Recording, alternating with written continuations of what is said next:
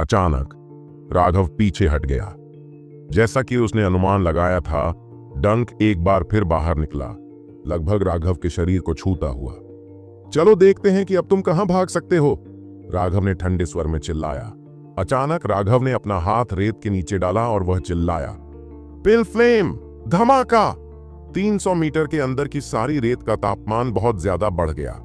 जब विशालकाय रेगिस्तानी बिच्छू रेत से बाहर कूदा तो एक दयनीय चीख सुनाई दी। लिटिल स्नो, जो किनारे पर खड़ी थी, ने तुरंत एक पवन ब्लेड निकाला। जब उसकी सुरक्षा व्यवस्था टूट गई तो हरा रक्त बहने लगा। राघव ने अभी अभी उस दृश्य को देखने के लिए अपना सिर उठाया था। अचानक उसे विशालकाय रेगिस्तानी बिच्छू की घातक कमजोरी नजर आई।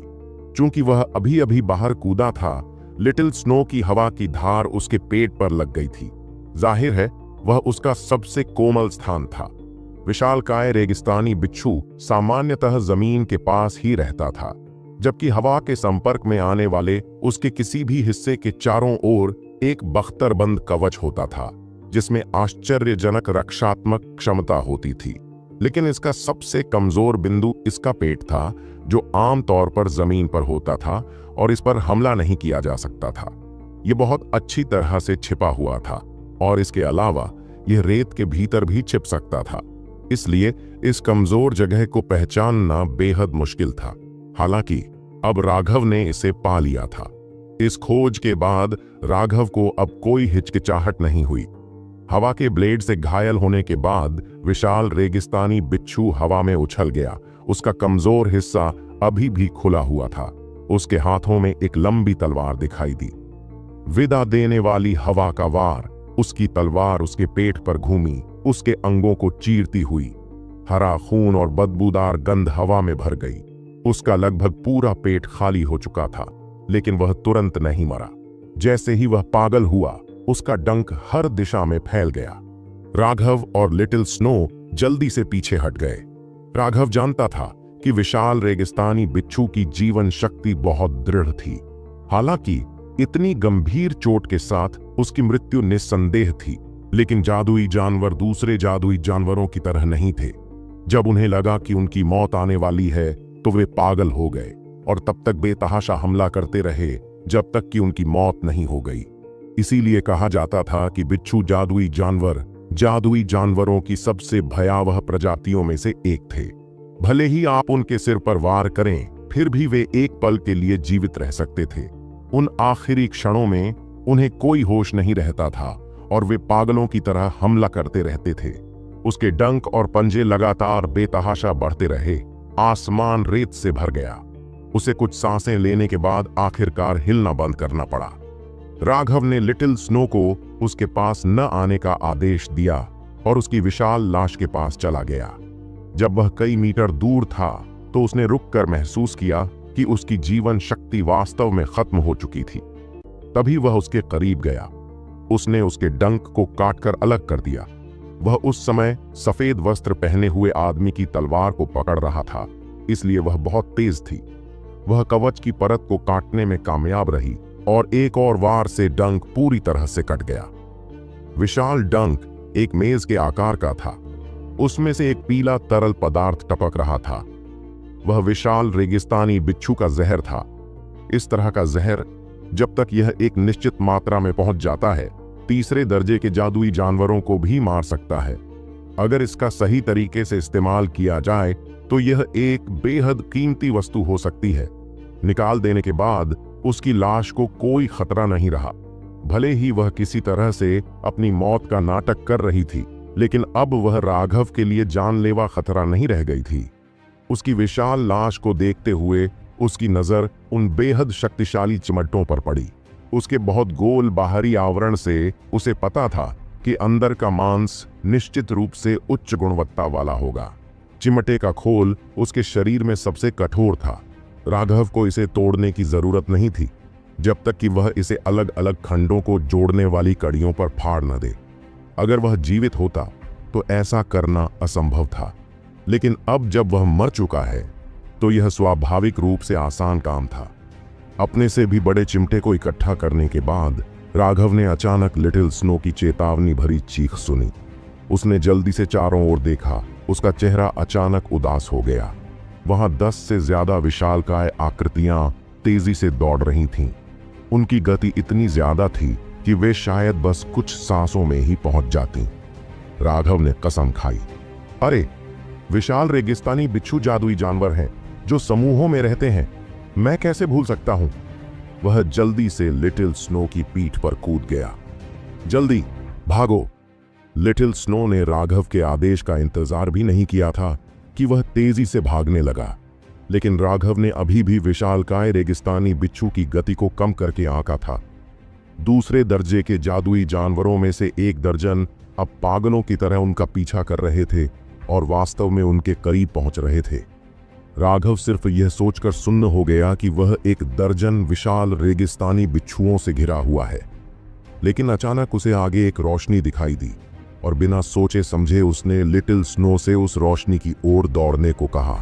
रात के अंधेरे में वह रोशनी एक चमकदार लालटेन की तरह थी।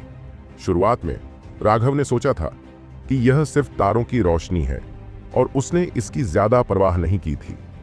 अब जाकर उसे एहसास हुआ कि यह आग की रोशनी थी।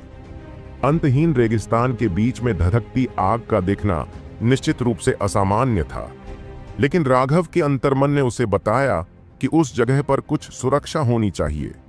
अगर वह अकेले ही दर्जन भर दूसरे दर्जे के विशालकाय रेगिस्तानी बिच्छुओं का सामना कर रहा होता तो उसे इतना डर नहीं लगता।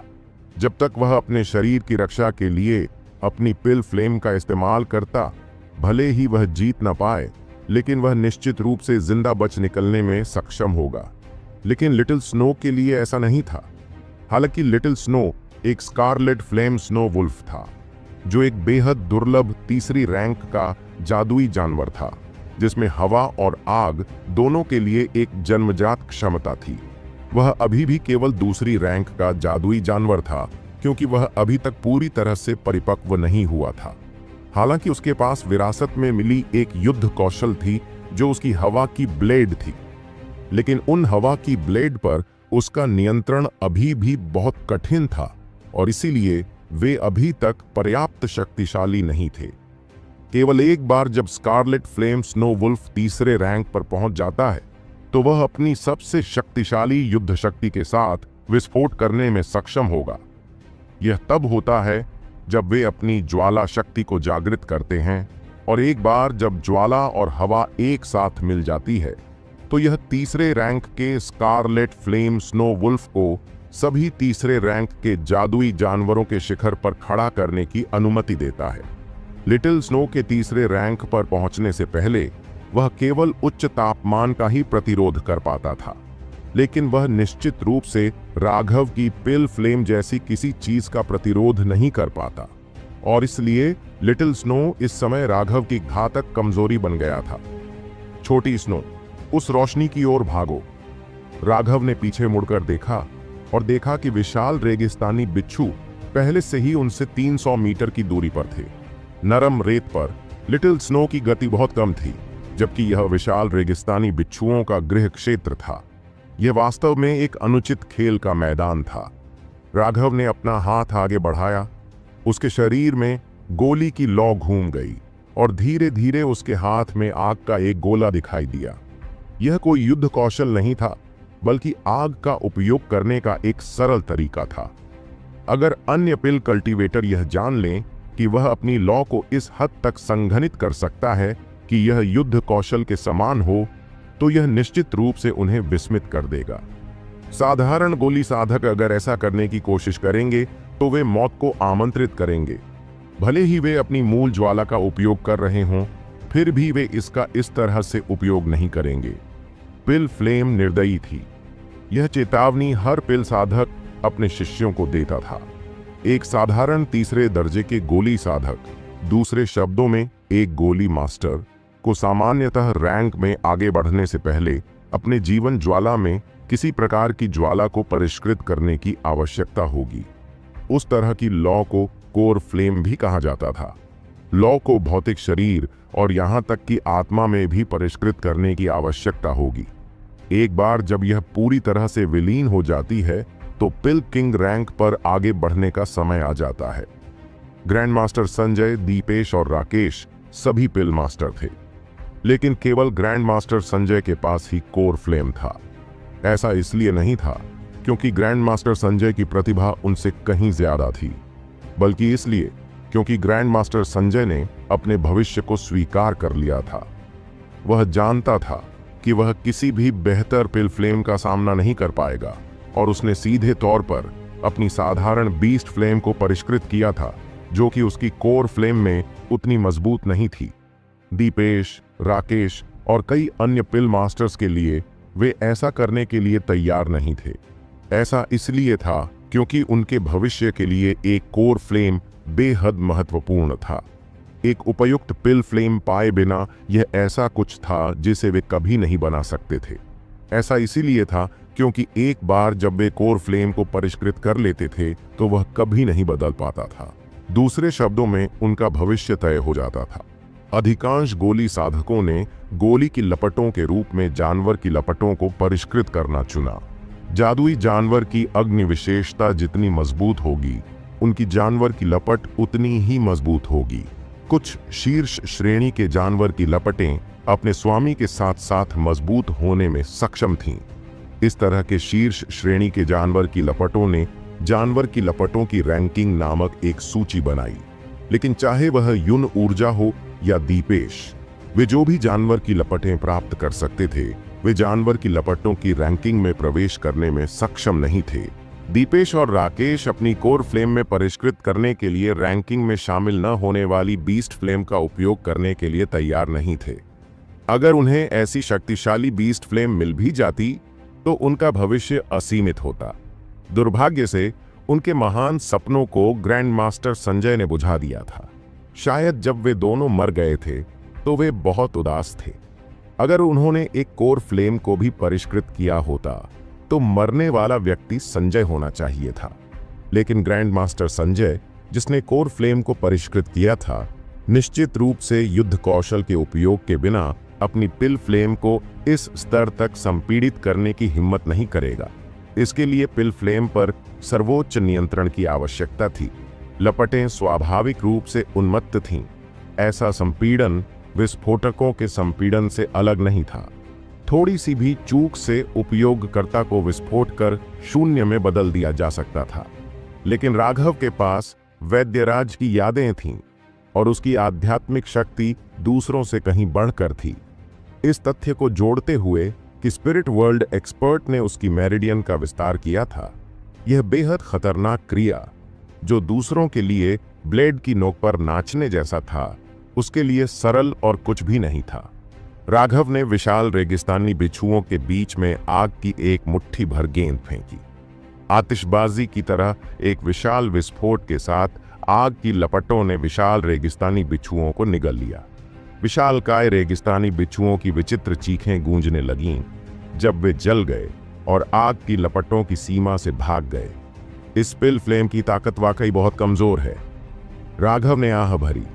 उसके पास जो बीस्ट फ्लेम थी वह गोलियों को परिष्कृत करने के लिए कुछ हद तक स्वीकार्य थी, लेकिन जब बात आक्रमण की आती है तो यह स्पष्ट रूप से पर्याप्त रूप से मजबूत नहीं थी, खासकर ऐसे बख्तरबंद जादुई जानवरों के खिलाफ। यदि वह उन विशालकाय रेगिस्तानी बिच्छुओं को वास्तविक चोट पहुंचाना चाहता था तो उसे अपनी पिल फ्लेम की सारी शक्ति एकत्रित करनी होगी। लेकिन उसकी गोली की लौ सीमित थी। वह ज्यादा से ज्यादा एक बार अपना सबसे शक्तिशाली हमला कर सकता था। इसके अलावा यह निश्चित नहीं था कि यह उन्हें गंभीर नुकसान पहुंचाने के लिए पर्याप्त होगा। लेकिन इस समय उसका लक्ष्य उन्हें हराना नहीं था। अभी अभी उसके हमले के कारण विशाल रेगिस्तानी बिच्छू पूरी तरह से घबरा गए थे और इसलिए उनकी गति में तेजी से गिरावट आई थी। जब वे फिर से उसके बहुत करीब आने लगे तो राघव ने एक बार फिर आग का गोला फेंका, जिससे वे कुछ समय के लिए पीछे हट गए। बार बार ऐसा करके राघव और लिटिल स्नो उनकी पहुंच से बाहर रहने में कामयाब रहे।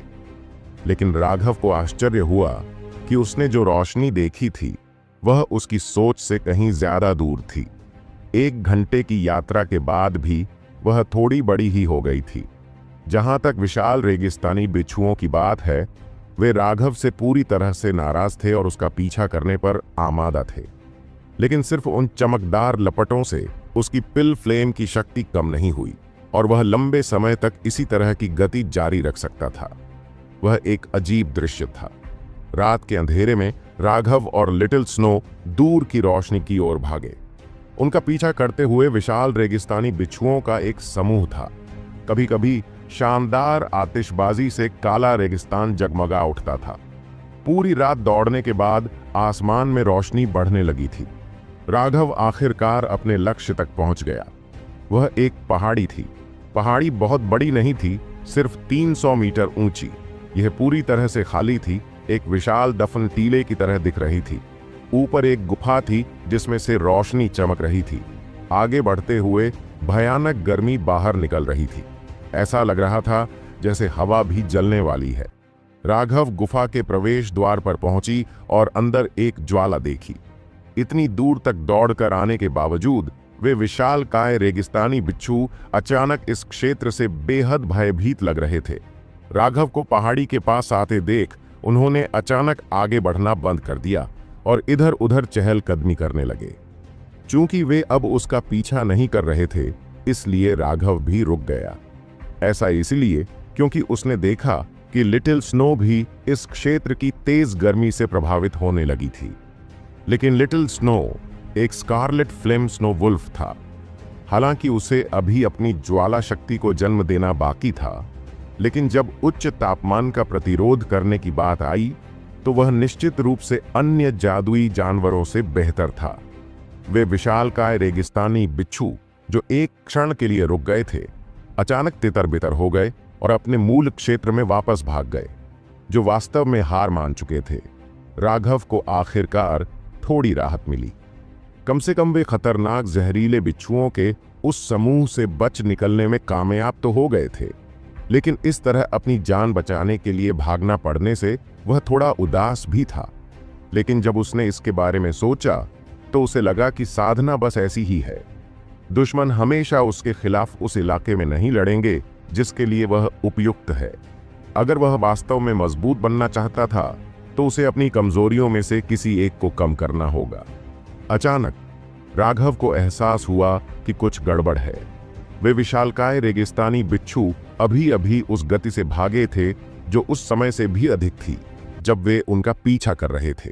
ऐसा नहीं लग रहा था कि वे जाने के लिए तैयार नहीं थे, बल्कि ऐसा लग रहा था कि राघव को अचानक लगा कि उसका दिल बैठ गया है और उसने अपना सिर घुमा लिया।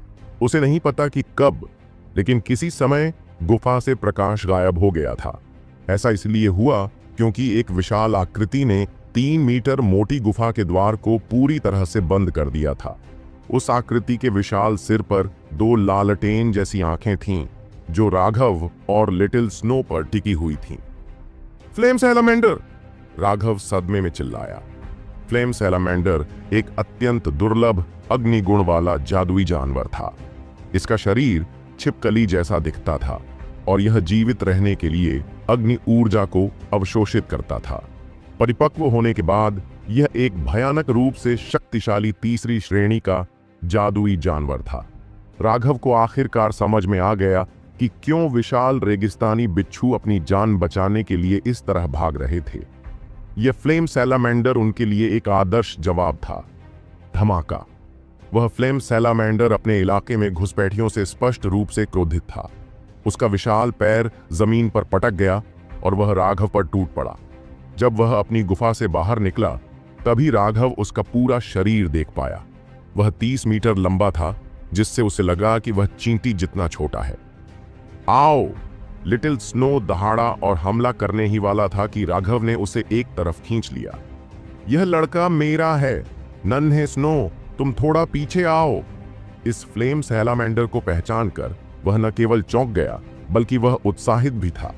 ऐसा इसीलिए था क्योंकि इस तरह के दुर्लभ अग्नि गुण वाले जादुई जानवर के पास अपना खुद का जानवर ज्वाला कोर होना चाहिए। फ्लेम सैलामेंडर को देखकर अपनी जान बचाने के लिए भागने की राघव की सारी चिड़चिड़ाहट गायब हो गई। कीमियागर संघ में प्रवेश करने के बाद राघव ने उनके अनगिनत रिकॉर्ड देखे और एक बार बीस्ट फ्लेम रैंकिंग नामक चीज देखी। अगर राघव को सही याद है तो फ्लेम सैलामेंडर की जानवर की लॉ 97वें नंबर पर थी। यह निश्चित रूप से एक सच्चा खजाना था। ग्रैंड मास्टर संजय, दीपेश और राकेश जैसे अन्य लोगों ने अपना पूरा जीवन बिना ऐसी चीज देखे ही बिता दिया था। सभी गोली साधक अधिक शक्तिशाली लपटों के लिए तरसते थे। यह ऐसी चीज थी जो निश्चित रूप से हर एक गोली साधक को पागल कर देती थी, और राघव कोई अपवाद नहीं था। उसे लिटिल स्नो को इस लड़ाई से दूर भेजना पड़ा, क्योंकि फ्लेम सैलामेंडर अतुलनीय रूप से भयानक था।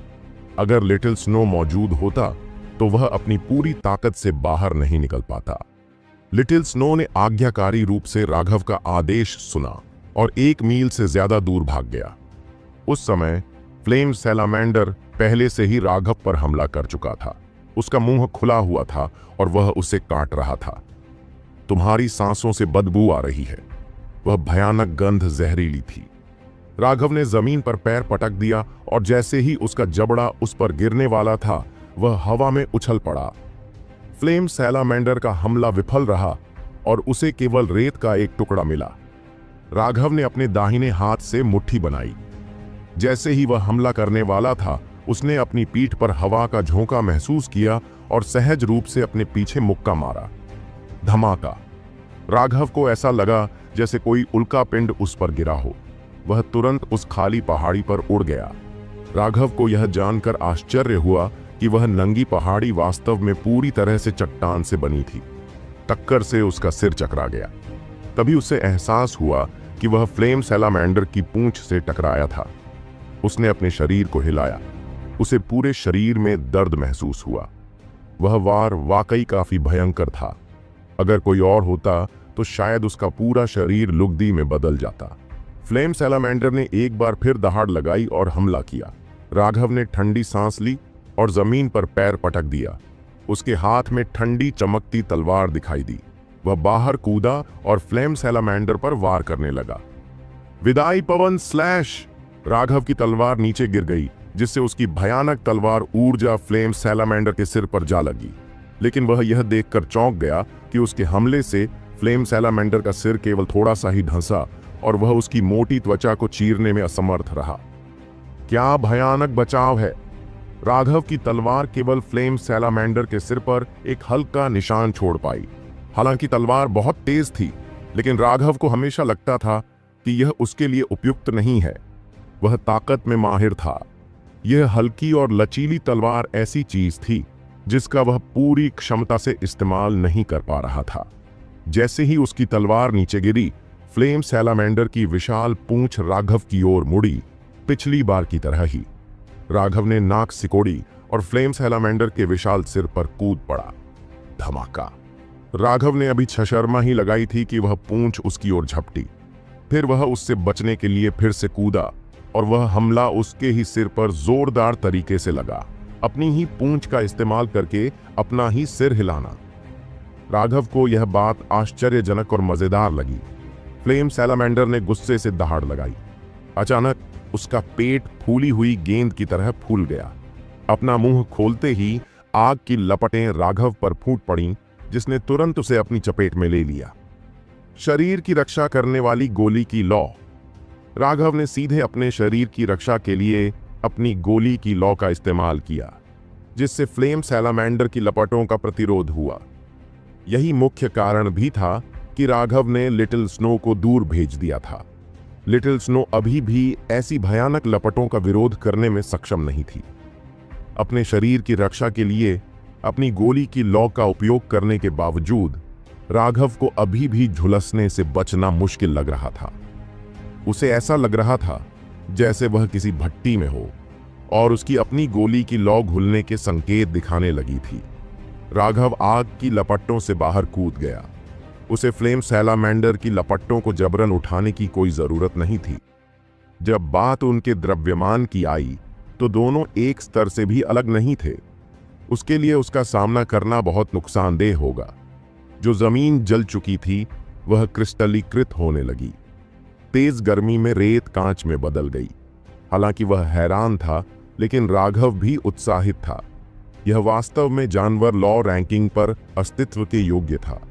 यदि वह फ्लेम सैलामेंडर की पशु ज्वाला प्राप्त कर सके और उसे अपने अनूठे तरीकों से परिष्कृत कर सके तो उसकी लड़ाकू क्षमता निश्चित रूप से बढ़ जाएगी। यह भी गोली साधकों का एक भयानक पहलू था। वे अपने इस्तेमाल के लिए जानवर की लौ की शक्ति को बाहर निकाल सकते थे और इसके अलावा वे जानवर की लौ से उसके मूल जादुई जानवर के मालिक की तुलना में और भी अधिक शक्ति निकालने में सक्षम थे। मैं अब और खिलवाड़ नहीं करने वाला। दिव्य अंगूठी राघव की पीठ के पीछे प्रकट हुई, लेकिन जैसे ही वह प्रकट हुई राघव ने उसे एक बार फिर से रख दिया। ऐसा इसलिए था क्योंकि दिव्य अंगूठी की अपनी सीमाएं थीं। यह स्वर्ग और पृथ्वी की आसपास की ऊर्जा को खींच सकती थी, जिससे राघव की क्षमताएं कई गुना बढ़ जाती थीं। लेकिन इस बंजर रेगिस्तान में घास का एक भी तिनका नहीं था। मूल रूप से कोई आध्यात्मिक ऊर्जा नहीं थी जिसे बाहर निकाला जा सके। बाहरी दुनिया से अवशोषित करने के लिए किसी भी ऊर्जा के बिना दिव्य अंगूठी केवल राघव के समृद्ध स्टार से ऊर्जा को बुलाने में सक्षम होगी। और अगर यह सिर्फ अपने समृद्ध स्टार से ऊर्जा निकालने के लिए था तो दिव्य अंगूठी को बाहर लाने का कोई मतलब नहीं था। उसके पास एक तरीका था जिससे उसके समृद्ध स्टार की ऊर्जा का बेहतर इस्तेमाल हो सकता था। समृद्ध युद्ध कवच। राघव की पुतलियों में एक सितारा दिखाई दिया। उसकी आभा तेजी से बढ़ी और भयानक ऊर्जा तरंगें आसमान में उड़ने लगीं। यह देखकर कि फ्लेम सैलामेंडर एक बार फिर अपनी पूंछ से हमला कर रहा था, राघव दहाड़ उठा। उसकी आवाज वसंत की गड़गड़ाहट की तरह गूंज रही थी। उसने बस अपनी बांह से उसकी पूंछ के सिरे को पकड़ लिया। उठो! राघव की भुजाएं उभर आईं और फ्लेम सैलामेंडर का विशाल शरीर वास्तव में हवा में उठा लिया गया और फिर उसे बुरी तरह से नीचे पटक दिया गया। धमाका! रेत का विस्फोट हुआ जिससे आसपास का वातावरण पूरी तरह से अस्त व्यस्त हो गया। दूर स्थित लिटिल स्नो तेजी से आगे की ओर भागा, लेकिन वह अभी भी रेत की एक विशाल लहर के नीचे दबा हुआ था। फ्लेम सैलामेंडर की पूंछ को पकड़ते हुए राघव को लगा कि उसका शरीर ताकत से भर गया है। ऊर्जा से भरपूर होने की इस भावना ने उसे खुद को विस्फोट करने से पहले अपनी शक्ति बाहर निकालने के लिए मजबूर कर दिया। लेकिन जमीन बहुत नरम थी। राघव की नजर उस छोटी पहाड़ी पर पड़ी और फिर एक बार फिर फ्लेम सैलामेंडर को घुमाया। संघर्ष के बावजूद राघव फिर भी उसे घुमाने में कामयाब रहा। राघव ने घूमना शुरू कर दिया। एक घूमते हुए लट्टू में बदल गया और तेजी से घूमता रहा। अचानक छूटते ही फ्लेम सैलामेंडर एक शूटिंग स्टार की तरह पहाड़ी से टकराया। धमाका! वह बेहद मजबूत चट्टान हिल गई। उसके किनारे एक बड़ा छेद दिखाई दिया। वह नहीं जानता था कि वह पहाड़ी किस चट्टान से बनी थी, लेकिन वह अजीब तरह से कठोर थी। यहां तक कि फ्लेम सैलामेंडर का शरीर भी उसे तोड़ नहीं पाया। इसके बजाय उसकी हड्डियां टूट गईं और उसके छिलके गिर गए। खून बहने लगा। गर्जन! लेकिन राघव यह देखकर हैरान रह गया कि इतने गंभीर घाव होने के बावजूद फ्लेम सैलामेंडर अभी तक मरा नहीं था। अपने टूटे हुए शरीर को घसीटते हुए वह राघव पर टूट पड़ा। उसकी आंखों में क्रोध की ज्वाला भड़क रही थी। हम तो फिर चलो फिर से कोशिश करते हैं। मुझे नहीं लगता कि मैं तुम्हें मार डालूंगा। हूं। राघव अब भी बाहर निकलने ही वाला था कि अचानक उसे कमजोरी का एहसास हुआ। बकवास! समय समाप्त हो गया है। राघव का दिल कांप उठा। वह भूल गया था कि समृद्ध बैटल आर्मर की अपनी समय सीमा होती है। दिव्य वलय के समर्थन के बिना वह समय सीमा और भी कम हो गई थी। उसकी आंखों का सितारा फीका पड़ गया और राघव की ऊर्जा एक बार फिर अपने सामान्य स्तर पर लौट आई। उसे आगे बढ़ते देख राघव ने मुक्का मारा, लेकिन समृद्ध बैटल आर्मर के समर्थन के बिना राघव की शक्ति तीसरे दर्जे के फ्लेम सैलामेंडर के सामने टिक नहीं पाई। वह पीछे की ओर उड़ गया। उसके पेट में तेज दर्द हुआ। उसने लगभग खून की उल्टी कर दी। जादुई जानवरों के शरीर वास्तव में डरावने होते हैं, यही उसने मन ही मन सोचा। लेकिन अगर दूसरों को पता चल गया कि वह क्या सोच रहा है तो वे निश्चित रूप से उसे शाप देंगे।